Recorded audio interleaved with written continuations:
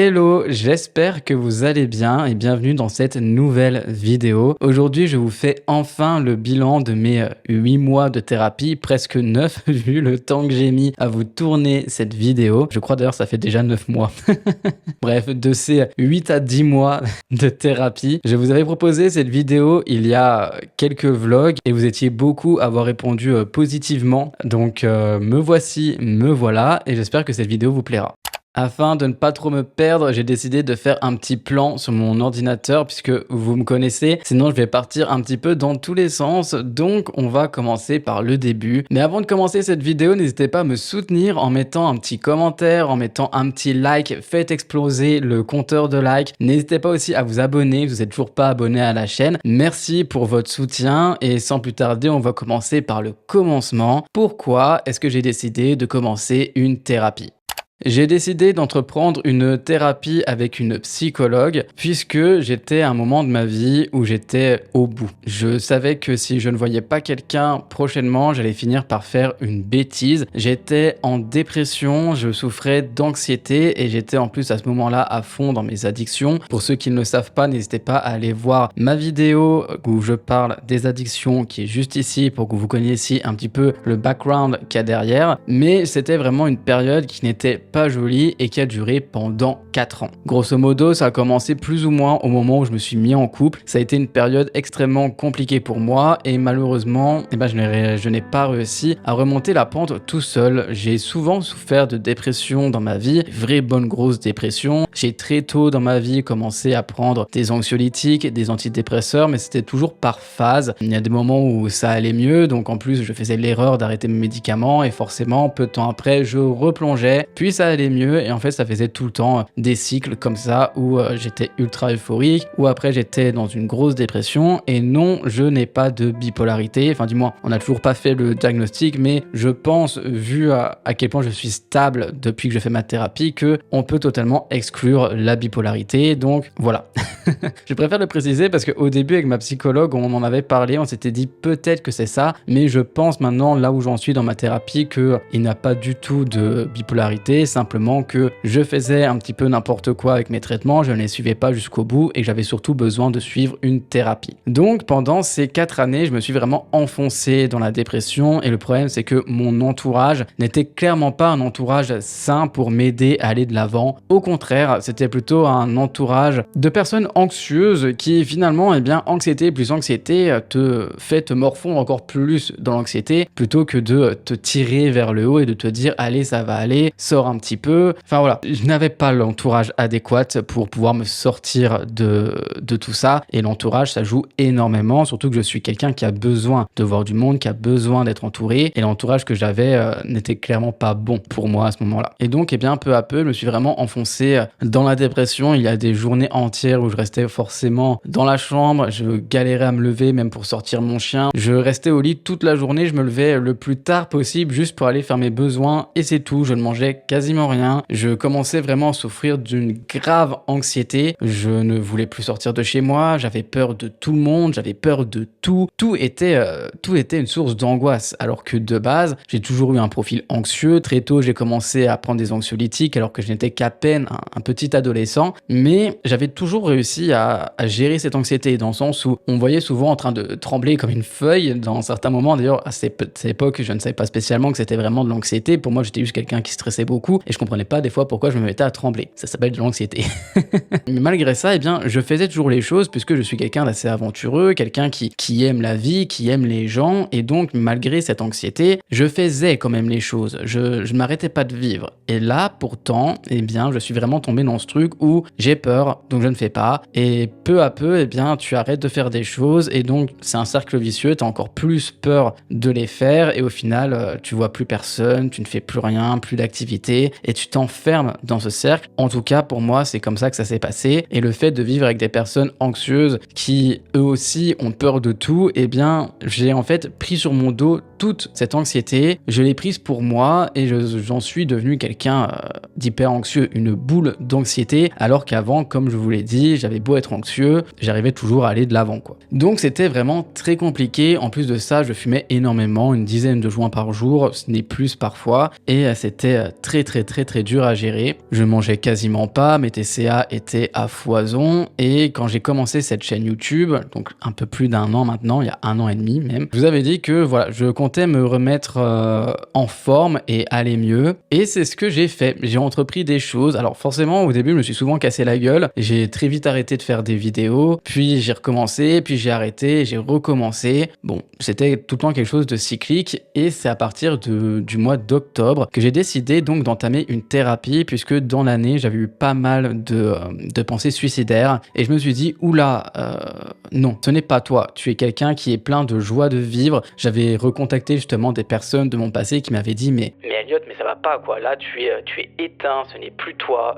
Il y a une personne en particulier qui m'a dit, Elliot, quand je t'ai rencontré, je t'admirais parce que tu étais capable de faire des trajets inimaginables en stop, tu n'avais peur de rien, tu avais le contact facile avec les gens, tu n'avais pas peur de la foule. Tu étais quelqu'un que j'admirais parce que tu avais tellement confiance en la vie que tu arrivais à faire tout et qu'à tes côtés, on avait l'impression que tout était possible. Et là maintenant, quand je te vois, je vois quelqu'un qui est mort. Et quand on te dit ça... par l'une des personnes qui te connaît le mieux, bah ça te met une énorme claque. Et tu te rends compte que bah ouais, j'étais vraiment mort, j'avais peur de tout, je ne faisais plus rien et je n'avais même plus de quoi me rendre fier, à part un vieux souvenir du passé de la personne que j'avais pu être à l'époque. Et je me suis dit, écoute, là tu as atteint un point où ce n'est pas possible quoi, donc commence une thérapie. De là, j'ai donc décidé de contacter une psychologue, de prendre rendez-vous avec elle et d'entamer ce long chemin de la thérapie. Pour ceux qui voudraient pourquoi pas commencer une thérapie, je vous dis comment j'ai trouvé la mienne, puisque je sais que c'est sûrement une question qui risque de revenir. Personnellement, j'ai cherché simplement sur Google une psychologue, puisque voilà, il y a des personnes qui n'ont pas forcément de diplôme en psychologie, qui veulent vous faire des thérapies. Il y en a qui y vont et ça leur convient. Personnellement, vu que j'ai fait des études de psycho, je suis complètement contre. Après, voilà, chacun trouve midi à sa porte. Il y en a, ça leur convient très bien. Moi, c'était hors de question. Je voulais soit une psychologue, soit un psychiatre, mais d'avoir fait des études de psycho et de par mon passé, j'ai souvent vu que les psychiatres font très peu de thérapie. La plupart, voilà, on est envoyé par les psychologues ou par les médecins, ils te donnent un traitement, tu vas le revoir 3 mois après pour voir si le traitement te convient, mais c'est assez rare quand même les psychiatres, ils font vraiment des thérapies par derrière, et donc j'ai choisi une psychologue. Le problème des psychologues, c'est que ce n'est pas remboursé par la sécu, tout est de ta poche, il y a quelques mutuelles qui remboursent, dont ma mutuelle, qui me rembourse quelques séances par an, quasiment la totalité de la séance. La séance coûte 65 € et elle me rembourse 60. Mais c'est que quelques séances par an. Donc j'ai juste été sur Google, regardé les psychologues qu'il y avait aux alentours, surtout les avis. J'ai regardé tous les avis qu'il y avait de pas mal de psy pour voir comment étaient ces personnes et j'en ai trouvé une qui en plus avait des photos. Donc j'ai été voir ses photos et je trouvais qu'elle avait quelque chose où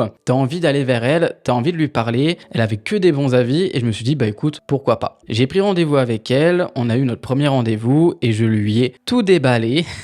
Et c'est une femme qui est très expressive. Et j'ai vu que lors de ce premier rendez-vous, elle s'est dit « Ok, il va y avoir du boulot et on fait ce boulot et on s'en sort très bien. » Mais voilà, je lui ai raconté un peu ma vie, elle était là en mode « Ah, ok, d'accord. » Enfin, vraiment, je revois sa tête. Et je me suis dit, bon, au moins je ne suis pas venu pour rien, ça c'est certain. Mais je suis tellement heureux d'avoir franchi sa porte. Je pense que je lui serai éternellement reconnaissant pour tout le bien que ça m'a apporté d'avoir fait cette thérapie avec elle. J'ai vu beaucoup de psychologues quand j'étais adolescent et aucun d'eux ne m'a convenu. J'ai toujours eu l'impression que toutes les thérapies que j'ai pu faire ne m'avaient jamais mené à rien, ne m'avaient jamais rien apporté. Et cette petite femme-là, c'est... Waouh, franchement, j'ai l'impression qu'elle m'a un peu sauvé la vie, quoi. Donc, je la remercierai jamais assez, je pense, pour ça. Et c'est vraiment la seule psychologue et la seule thérapie que j'ai entamée où j'ai vraiment l'impression, ou c'est pas l'impression en fait, où ça m'a vraiment fait avancer et aller de l'avant. Et alors, comment se passe cette thérapie ? Cette thérapie, dès le premier épisode, c'est une nouvelle série, la thérapie d'Elliot.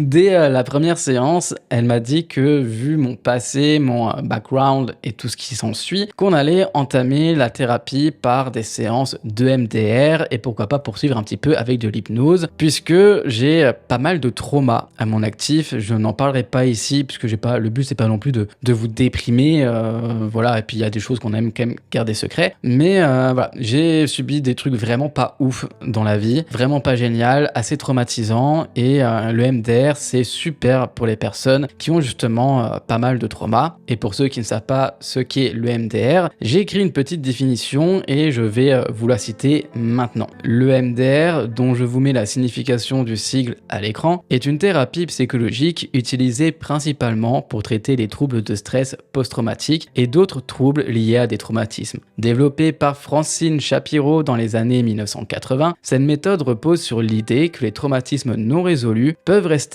piégés dans le système nerveux et provoquer des symptômes persistants. Quels sont les principes de l'EMDR? Le premier est la double attention stimulée. Pendant une séance de MDR, le thérapeute guide le patient à travers des mouvements oculaires spécifiques, généralement en suivant les doigts du thérapeute de gauche à droite. D'autres formes de stimulation bilatérale, comme des tapotements ou des sons alternés, peuvent également être utilisés. Ces mouvements sont censés aider le cerveau à retraiter les souvenirs traumatiques et à réduire leur impact émotionnel. En deuxième, il y a le traitement adaptatif de la formation. Le MDR est fondé sur le modèle du traitement adaptatif de la formation, qui suggère que les souvenirs traumatiques peuvent être stockés de manière dysfonctionnelle dans le cerveau. La thérapie vise alors à réactiver ces souvenirs et à les intégrer de manière plus adaptative dans le réseau de mémoire du patient. Enfin, il y a la troisième phase, celle de la thérapie. Une thérapie EMDR typique comprend 8 phases, allant de l'histoire et de la planification du traitement à la préparation du patient en passant par l'évaluation des cibles, la désensibilisation, l'installation, le scan corporel, la clôture et la réévaluation. Concernant l'efficacité et l'application, le MDR est reconnu comme une méthode efficace pour traiter les symptômes de stress post-traumatique par des organismes comme l'Organisation mondiale de la santé, l'OMS, et l'Association américaine des psychiatres. En plus du stress post-traumatique, elle est parfois utilisée pour traiter des phobies, des troubles anxieux, des dépressions et d'autres problématiques liées au stress et au traumatisme. Si les soignants qui étaient traumatisés, pour aller mieux, certains ont eu recours à une cure de MDR. Est-ce que vous pouvez nous rappeler en quoi ça consiste et comment ça va agir sur le corps? Alors le MDR, c'est pas du tout ni une médecine alternative, ni une médecine douce, c'est violent. C'est une espèce de chirurgie psychiatrique d'une incroyable efficacité.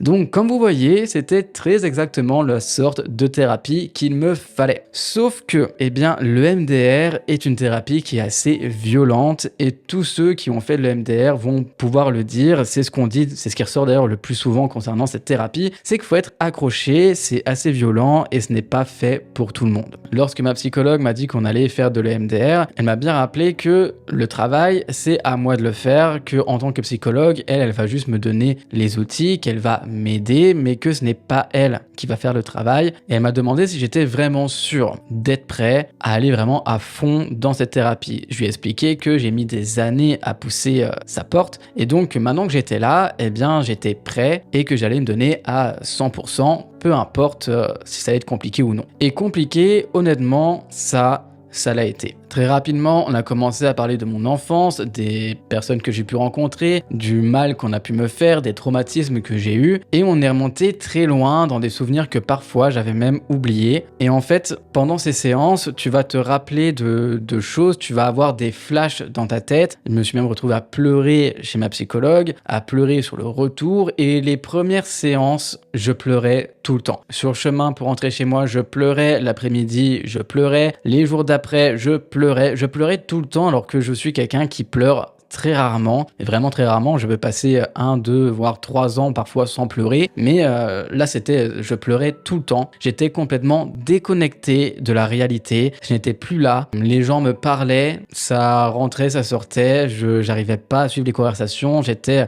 complètement perdu en fait, et je faisais beaucoup de cauchemars. Généralement, quand tu revis des moments traumatiques avec le MDR, entre les séances, tu risques de faire souvent des cauchemars où tu revis justement les événements traumatiques que tu as subis. C'est génial. Donc si tu as subi en l'occurrence des agressions, eh bien tu vas faire des rêves où tu resubis à nouveau ces agressions. Donc c'était vraiment des cauchemars horribles où j'hurlais la nuit, je me réveillais, j'étais en sueur, je dormais extrêmement mal. Et il y a des moments où c'était tellement compliqué, où j'hésitais à continuer cette thérapie. Je me suis dit, mais là, ce prochain rendez-vous, en fait, je vais pas y aller. Je n'ai pas la force pour y aller parce que c'est tellement violent. On se rend pas compte à quel point c'est violent, mais c'est vraiment très, très, très compliqué. Mais je me suis forcé à y aller, même quand je n'avais pas forcément envie. Et il y a des jours où je disais, j'ai pas envie d'y aller, quoi. Où je vais lui dire, non, cette fois-ci, on fait pas de MDR parce que là, je peux pas. Mon cerveau, il ne peut pas. C'est vraiment horrible. Finalement, j'ai toujours fait les séances, quoi qu'il arrive. Et en fait, petit à petit,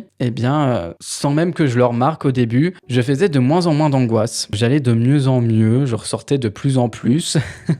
Et j'étais de plus en plus calme, apaisé, en accord avec moi-même. Les traumatismes que j'avais ont été plus ou moins changés. Par exemple, sans rentrer dans les détails, hein, toujours, surtout pour les personnes qui ont pu vivre des choses aussi horribles que ça, j'ai pas non plus envie de réveiller vos traumatismes. Mais par exemple, si tu as subi une agression et donc tu revis cette agression pendant les séances, tu revis cette agression dans les rêves et compagnie, bah au fur et à mesure, mes cauchemars se transformaient où je revivais l'agression, mais pas complètement, parce que je finissais par hurler. Chose que je n'avais pas fait à l'époque, alors qu'il y avait des adultes pourtant qui étaient dans les pièces d'à côté. J'avais juste à hurler et on serait venu à mon aide, à mon secours. Sauf que malheureusement, hein, parfois tu subis des agressions et en fait t'es tellement sous le choc, t'es tellement choqué que tu ne dis rien. Tu te laisses juste faire, t'es juste un énorme bout de viande qui attend que ça passe, quoi. Et du coup, on en parlait avec ma psychologue. Et donc, en gros, elle me demandait au début de la séance, par rapport à ces événements, comment je me sentais maintenant. Tu lui dis quelles sont les choses négatives que je dis de moi par rapport à ça. Donc, je lui disais que je m'en voulais énormément de ne pas avoir crié, de ne pas avoir cherché de l'aide, de ne pas m'être défendu, de ne pas avoir frappé la personne, par exemple. Juste de ne pas m'être défendu. Et au fur et à mesure, eh bien, tu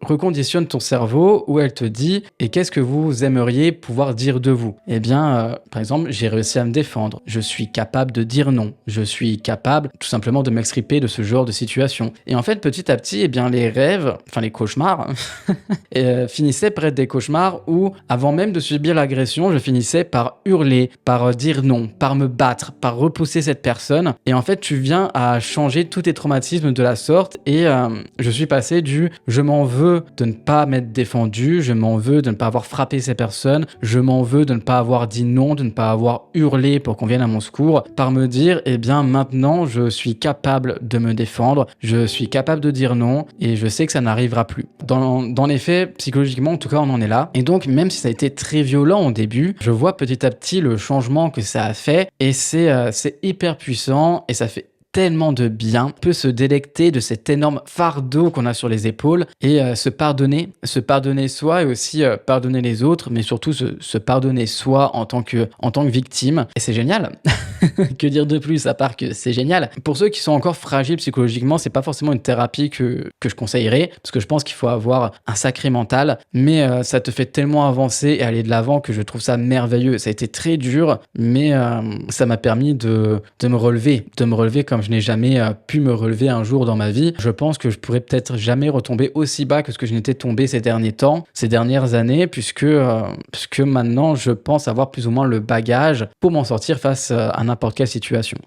Alors forcément, on a parlé de choses aussi horribles que ça de mon enfance, alors que de base, je savais plus ou moins quel était le problème dans ma vie, mais c'est pas forcément de ça qu'on a parlé au début. Peu à peu, on a aussi commencé à parler de ma famille, de mon enfance, de ma relation avec ma mère, avec mon père, avec mes frères, de mon couple, de mes amis, et en fait, petit à petit, on apprend à se connaître. J'ai appris à me connaître, à connaître mes mécanismes, à pourquoi je réagissais comme ça, à qui j'étais, parce que je pensais me connaître, et finalement, il y a des choses que j'ai appris de nouveau sur moi, et ça m'a vraiment aidé à peu m'en sortir et aller vraiment de mieux en mieux. On a également fait quelques séances d'hypnose qui aussi m'ont beaucoup aidé, qui m'ont énormément apaisé, et je pense que je commence vraiment à me pardonner et et à de nouveau avoir les armes. Et ça fait tellement de bien, franchement ça fait tellement de bien. Je me rends compte que je ne fais quasiment plus de crises d'angoisse, c'est vraiment très rare quand j'en fais. Et souvent quand j'en fais, c'est parce que j'ai bu un petit peu trop de café ou parce qu'il y a eu quelques événements, il y a eu plusieurs événements qui se sont enchaînés qui font que voilà, mon corps il va réagir en faisant une petite crise d'angoisse, mais c'est plus le moindre truc qui va me faire angoisser. Loin de là, c'est vraiment l'accumulation qui fait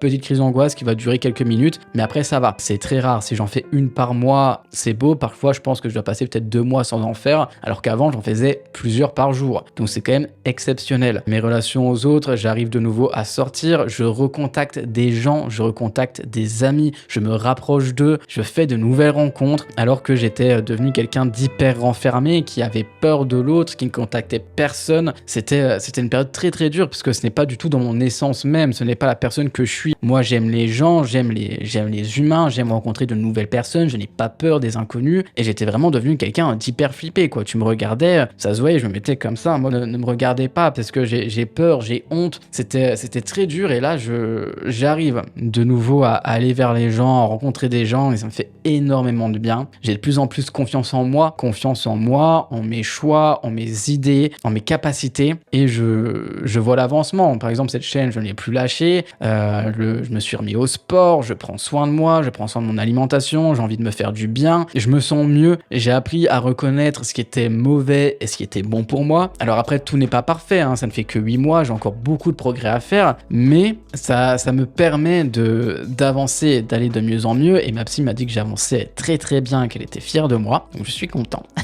Mais je sais que j'ai encore des choses à changer dans ma vie pour être vraiment mieux, mais comme ma psy m'a dit, il y a des choses qui prennent plus de temps que d'autres, mais ça finira par arriver tôt ou tard, et je ne m'en veux pas autant, comme je lui ai dit à ma dernière séance, c'est que parfois je m'en veux de ne pas être en adéquation avec ce que je veux, de ne pas être capable de prendre les décisions qui je sais seraient les meilleures pour moi, et que je suis du genre à me flageller par rapport à ça, à me dire mais tu sais ce qui serait bon pour toi, mais tu es incapable de prendre cette décision. Mais elle m'apprend que c'est pas grave, parfois il faut prendre son temps, parfois même si tu sais qu'une situation n'est pas bonne pour toi, eh bien tu as besoin de prendre ton temps, d'analyser les choses, de comprendre tout pour vraiment avoir le courage de sortir de ce genre de situation. Et je sens que petit à petit j'arrive à faire ce processus, je sens que plus le temps passe et plus je suis en train d'avoir les armes pour dire stop à ce qui est mauvais pour moi, que ce soit en termes d'événements, de situations, de personnes qui sont mauvaises pour moi, de relations et tout ce qui s'ensuit. J'arrive plus à m'imposer, à prendre des distances quand il faut prendre des distances, et à plus m'écouter concernant mon ressenti, et je sais qu'au fil du temps j'arriverai plus à m'imposer, à respecter mes choix et surtout à les donner, à les accepter et à les assumer. Alors c'est très compliqué évidemment, mais je suis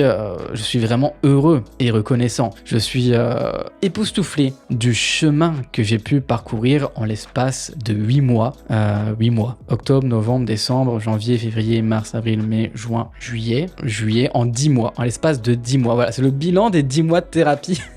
Je suis vraiment époustouflé du chemin que j'ai parcouru. Je m'attendais pas à ça. Je pensais que ça allait mettre peut-être 2 ans pour faire le chemin que j'ai parcouru, et finalement non. Et j'ai hâte de voir ce que la suite me réserve. Il y a encore des moments forcément qui sont un petit peu compliqués, mais ça fait tellement de bien de se sentir enfin plus léger, d'être un peu plus en adéquation avec soi-même, de réussir surtout à se détacher des émotions des autres, puisque ça c'était l'un de mes plus gros problèmes. Et ce que j'apprends surtout de cette thérapie, c'est que penser à soi, ce n'est pas être égoïste, c'est juste sain et normal.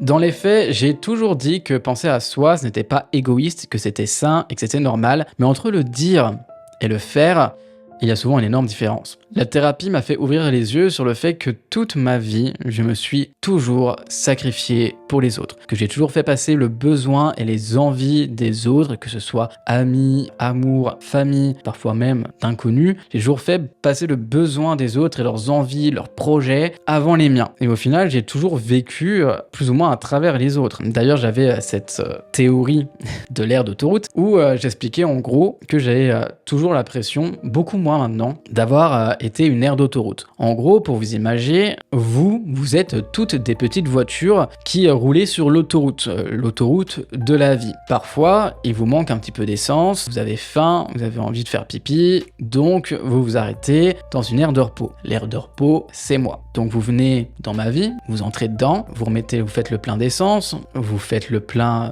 de nourriture, vous allez faire pipi. Donc en gros, vous faites le plein d'énergie, vous faites le plein de projets, vous vous ressourcez à mes côtés, vous prenez tout ce que vous avez à prendre, vous déposez en même temps votre lot d'angoisse, de peur, de malheur chez moi, sur ma petite aire d'autoroute, sur mes épaules. Et une fois que vous allez mieux, que vous êtes ressourcé, qu'on vous a soigné tous vos petits malheurs, vos petits bobos, vos petites angoisses, vous finissez par repartir. Vous reprenez votre vie, donc vous remontez dans la voiture et vous retournez sur l'autoroute de la vie, et l'aire d'autoroute, qui est moi, reste sur place. Elle reste là, elle est vidée, elle a plus d'essence, elle se retrouve avec des toilettes remplies de merde à devoir nettoyer, et elle attend les nouvelles livraisons, elle attend les nouvelles livraisons jusqu'à la prochaine voiture qui vient se reposer chez moi. Et voilà, donc je me voyais vraiment comme ça, comme cette aire d'autoroute qui finalement j'étais là, j'aidais les gens, je me sacrifiais pour eux à mon propre détriment, puisque à la place d'aider les autres, j'aurais plutôt dû m'aider. À la place de donner toutes les clés pour que les autres puissent réaliser leurs rêves, j'aurais dû me donner les clés à moi-même pour réaliser mes projets et mes rêves. Et en fait, je recommençais ça tout le temps, J'étais vraiment, à mes yeux, cette aire d'autoroute. Donc c'est pour ça que j'avais cette petite théorie, entre guillemets. Ça commence à partir. Je commence à me rendre compte que moi aussi, il était peut-être temps de mettre la clé sous la porte, de fermer cette petite aire d'autoroute et de rentrer dans la voiture et de conduire, moi aussi sur l'autoroute de ma vie, de faire les choses qui me plaisent, de me donner les clés pour aller de l'avant, et que ce n'est pas grave si je ne suis pas là. Si les voitures s'arrêtent à cette aire d'autoroute et qu'ils voient que les portes elles sont fermées, ils iront juste sur une autre aire d'autoroute et c'est tout. C'est pas grave. Je peux toujours leur laisser un petit peu d'essence, je peux toujours leur laisser un petit peu de snack, un WC ouvert, mais je ne suis pas obligé de rester là, d'attendre qu'ils se vident, qu'ils se purgent, qu'ils se remplissent pour reprendre leur route et d'attendre la prochaine personne à sauver. Je ne suis pas là pour ça, ce n'est pas le but de mon existence, et il est temps que moi aussi je fasse des choses pour moi. Donc j'ai appris via cette thérapie que j'étais un petit peu trop dans l'entraide des autres, un petit peu trop sensible, un petit peu trop à penser aux autres en fait. En fait, tu peux penser aux autres, mais tu n'es pas obligé d'être dans le sacrifice. Et moi, je suis quelqu'un qui se sacrifie à foison, qui sacrifie clairement son bonheur pour le bonheur des gens. Il m'est arrivé parfois de rester, j'ai une relation en tête comme ça, un ex, où je suis resté en couple avec cette personne alors que je savais qu'on n'allait pas passer notre vie ensemble, que je savais très bien qu'on arriverait plus à avancer en étant séparément, mais j'avais tellement peur de faire du mal à cette personne que je suis resté en couple, puisque je me disais mais le pauvre, je peux pas le quitter, je ne peux pas me séparer de cette personne parce que ça va lui faire tellement de mal et on a besoin de moi. Alors que non, oui, une séparation ça fait mal, mais au bout d'un moment il faut savoir penser à soi. Je suis du genre à attendre que la personne en ait juste marre de moi et qu'elle décide d'elle-même de partir, plutôt que de simplement prendre mes responsabilités et de dire écoute, je sens que cette relation ne nous apporte plus rien, donc c'est fini. Évidemment en mettant plus de forme, bien sûr. Mais voilà, j'étais clairement ce genre de personne, et que ça soit autant du côté amical que amoureux que familial. Et ça m'a fait du bien d'apprendre tout ça de moi et de me rendre compte que je peux penser à moi, que c'est mon droit, et que si les gens ne sont pas d'accord avec ça, c'est que ces personnes ne sont pas là pour les bonnes raisons. Mes amis, mes amours, mes emmerdes, ma famille sont censés être heureux que je pense à moi, ils sont censés m'aider à m'élever et pas l'inverse. Donc c'est ce que je fais, et ça me permet également de faire du tri dans ma vie. Je me suis un petit peu éloigné de certains membres de ma famille, rapproché de d'autres. J'apprends aussi que tu ne peux pas changer tout le monde. Voilà, je pense notamment à ma maman qui a quelques soucis de santé et qui est très têtue, et t'as beau essayer de l'aider, elle s'en fiche. Ma maman, c'est un petit peu le genre de personne qui va te dire je veux une banane, tu vas lui dire que tu n'as juste à aller en course pour aller acheter une banane, et elle va te trouver mille et une excuses pour te faire comprendre qu'elle peut pas avoir cette banane. Ce ne sont que des excuses. En fait, t'as juste besoin de te plaindre et quelqu'un t'écoute, tu ne cherches pas de solution. Et c'est quelque chose que j'avais énormément de mal, où je m'énervais tout le temps en me disant mais je ne comprends pas, je lui donne mille et une solutions pour régler ses problèmes, mais elle n'applique rien, elle cherche toujours des excuses, et finalement ce que je dis, personne ne l'entend, personne ne l'écoute, et ça me blessait énormément, ça me frustrait beaucoup. beaucoup et grâce à ma thérapie, à mes psychologues, eh bien j'apprends à prendre du recul. Voilà, je sais qu'elle ne veut pas d'aide, je sais que ce que je dis c'est comme pisser dans un violon comme on dit, donc je remplis juste le rôle du je viens, je m'assois, j'écoute ce que tu as à dire, je ne te conseille pas, je ne dis rien, juste voilà, j'écoute et après je rentre chez moi, puisque de toute façon quoi que je dise, quoi que je fasse, à part m'énerver et perdre de l'énergie, ça ne servira à rien. Donc ça me fait mûrir, ça me fait grandir, ça me fait voir certaines relations de manière totalement différente et bien mine de rien, ça me rend beaucoup plus heureux. Je suis beaucoup plus détaché aussi des émotions des autres, de ceux qui t'angoissent à longueur de journée parce que eux-mêmes sont des personnes ultra angoissées. Ça a été mon énorme piège, surtout pendant ces dernières années, c'est que en fait j'absorbais tout. C'est que toutes les émotions des autres, c'est ah tu es angoissé, bah viens je prends ton angoisse, je veux te l'extirper de ton corps et je la prends pour moi et je la garde pour moi et je la cajole. Non, maintenant c'est tu as tes angoisses, mais garde-les bien loin de moi. Je peux être là pour t'écouter, je peux être là pour t'entendre, mais si je vois que, je sais pas, tu me dis tiens j'ai peur de ça, je t'aide à affronter ça, tu refuses encore une fois cette aide parce que tu as juste besoin de te plaindre et de me dire que tu as peur de ça et de le répéter 15 fois dans la journée, et ben aie peur, mais aie peur tout seul et surtout loin de moi. Donc j'apprends, même en côtoyant des personnes qui sont dans ce schéma-là, à me détacher. C'est voilà, juste j'écoute et ça ressort directement, je m'éloigne de ça et je me dis je ne veux pas prendre tes peurs, je ne veux pas prendre tes angoisses parce que ce sont les tiennes, elles t'appartiennent, ce ne sont pas à moi. C'est très dur, c'est un processus qui est très dur mais qui me fait énormément de bien puisque grâce à ça je vais de mieux en mieux, je suis beaucoup moins anxieux, j'arrête de prendre les peurs des autres et ça me fait en plus de ça au contraire aller vers des personnes qui veulent avancer, aller vers des personnes qui j'ai peur mais j'y vais quand même, qui ne vont pas rester enfermés dans leur angoisse, enfermés dans leurs choses et ça me fait du bien parce que j'ai rencontré des personnes qui sont un peu dans le même mood que moi, qui ont fait ou qui font des thérapies, qui vont de l'avant, qui ne restent pas enfermés dans leurs peurs, dans leurs angoisses et ça fait tellement du bien de rencontrer ce genre de personnes et ça m'aide aussi justement dans les moments où je dois subir les angoisses des autres, voilà, je vais parler un peu avec ces personnes et voilà, c'est un peu ma bouée où je me dis ok, tout va bien, ça va aller et ça fait du bien de prendre leur énergie à eux, leur énergie solaire de vainqueurs qui vont de l'avant, qui se battent et qui travaillent sur eux pour te ressourcer des personnes négatives qui t'apportent de l'énergie je veux pas faire de thérapie alors que très clairement ces personnes en auraient besoin, je suis angoissé mais je reste dans mes angoisses, j'ai peur des choses et je reste dans mes peurs, je me plains et je ne veux pas de solution donc je veux juste continuer de me plaindre et tout te foutre sur le dos. Voilà, ça fait du bien de rencontrer ces nouvelles personnes, ça m'aide peu à peu à me détacher, me distancer, m'éloigner des personnes clairement des personnes toxiques. C'est dur à dire pour certaines, mais ça reste des personnes toxiques à partir du moment où les personnes te tirent vers le fond, où ces personnes ne veulent pas avancer, qui juste restent dans leurs bocaux comme des poissons à tourner dans leurs angoisses, dans leurs peurs, dans leur refus d'avancer, d'aller de l'avant et de se faire aider. C'est toxique pour eux et c'est toxique pour toi. Ma foi, si les gens veulent rester toxiques pour eux-mêmes, au bout d'un moment, toi t'as essayé de les aider, ça ne marche pas, c'est leur problème, il faut que tu apprennes à t'en détacher, puisque toi tu n'as pas à subir tout ça. Et donc c'est l'une de mes plus grandes leçons de ma thérapie, parce que je pense que ça fait un moment que je vous en parle, c'est l'une de mes plus grandes leçons, celle de me détacher de ce genre de relation, et ça fait vraiment du bien, on se sent plus léger, et ça nous permet d'aller de l'avant. Je pense que c'est tout pour ce bilan. Je pense que je vous ai à peu près tout dit. La première fois, je vous avais filmé à mes 6 mois pile de thérapie une vidéo qui avait duré 1h30. Finalement, je l'avais arrêtée. J'ai arrêté en plein milieu du montage puisque ça me plaisait pas. Il y a des choses, je m'étais un petit peu trop livré, d'autres choses, je tournais en rond. Bref, ça me plaisait pas du tout. Et là, je me rends compte que la vidéo est plus courte que ce que je pensais, mais j'ai dit, je pense, le nécessaire. Cette thérapie a été très compliquée au début, mais maintenant, ça m'apporte que du positif.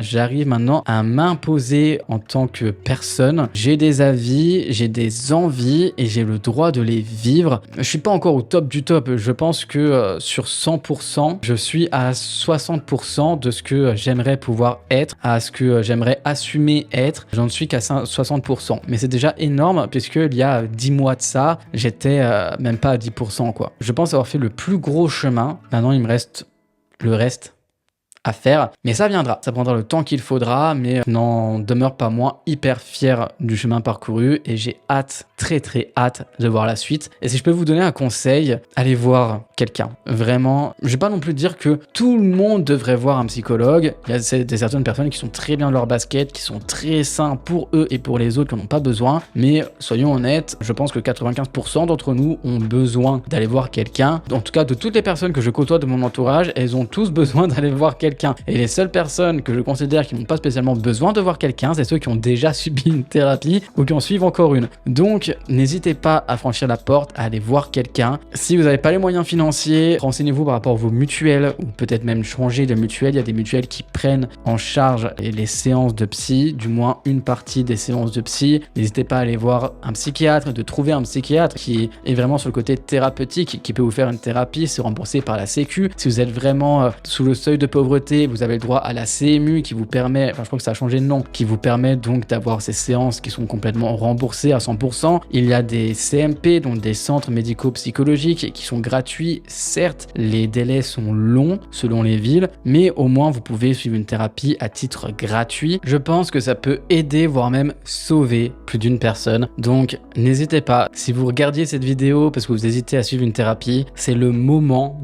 c'est votre signal, votre signe pour aller prendre rendez-vous chez un psychologue, une psychologue, psychiatre, tout ce que vous voulez, mais suivez une thérapie si vous le souhaitez, puisque ça fait tellement de bien de se sentir mieux, de pouvoir aller de l'avant. C'est indescriptible en fait tout le travail que j'ai pu faire et le bien surtout que ça m'apporte au quotidien. Et personnellement, d'avoir fait cette thérapie et de continuer de la faire, ça me fait voir les personnes qui mériteraient grandement de faire une thérapie et qui n'en font pas. Et je trouve ça dommage parce qu'ils ne se rendent pas compte qu'ils gâchent une grande partie de leur potentiel aussi relationnel, et qu'au fil du temps ils vont juste perdre une partie d'eux-mêmes et perdre aussi des personnes en cours de route parce qu'ils ont refusé de faire ce travail. Mais je pense que tant que eux n'ont pas ce déclic et qu'ils ne sont pas prêts à le faire, ils ne le feront pas, et c'est bien dommage. Voilà, c'est vraiment bien dommage parce que je pense qu'il y a beaucoup de personnes qui seraient beaucoup moins malheureuses et beaucoup plus heureuses dans leur vie, dans leurs relations, dans leur travail, dans tout ce qui s'ensuit s'ils entreprenaient une thérapie. Voilà. Personnellement, je suis vraiment heureux, je pense que je l'ai dit 15 fois, d'avoir entamé cette dernière. Je vous referai sûrement un bilan dans un an, si ça vous dit, dans un an ou dans 6 mois. Si cette vidéo vous a plu, si vous avez des questions ou quoi que ce soit, n'hésitez pas à me les poser dans les commentaires. D'ailleurs, tant qu'à faire, s'il y en a qui sont encore là, vu que c'est la fin de la vidéo, s'il y a suffisamment de questions dans les commentaires, on pourra pourquoi pas faire une FAQ prochainement. Donc si vous voulez me poser n'importe quelle question, que ce soit sur la thérapie, sur ma psychologue, sur le TDAH, sur la dépression, l'anxiété, sur les relations, sur tout, même sur le travail, les études, peu importe. Posez-moi toutes les questions que vous voulez dans les commentaires, et s'il y a suffisamment de questions, du moins de matière pour en faire une vidéo, je ferai peut-être une vidéo dans 2 semaines, après le vlog de la semaine prochaine. Voilà. Sur ce, je vous laisse. J'espère que ce bilan thérapeutique vous a plu, qu'il a pu vous apporter quelques réponses. Je pense avoir tout dit. Peut-être que j'ai oublié des choses, et si c'est le cas, je vous ferai une partie 2 dans quelques mois. Dans quelques mois, quand j'aurai de nouveau encore fait, je l'espère, pas mal de pas, voire même de bons en avant. Je vous souhaite une bonne soirée, une bonne journée. Je ne sais pas à quelle heure sort cette vidéo, et je vous retrouve la semaine prochaine pour un vlog. Prenez soin de vous et n'hésitez pas à me rejoindre sur Instagram, ungabanal-yt. Voilà, pour suivre mon quotidien d'un petit peu plus près. Quand je poste, je mets pas mal de petites recettes, surtout sur Instagram. Et n'hésitez pas surtout à liker cette vidéo, à mettre des commentaires, à vous abonner si ce n'est toujours pas fait, afin de me soutenir. Merci à vous, passez une bonne soirée, à très bientôt, ciao.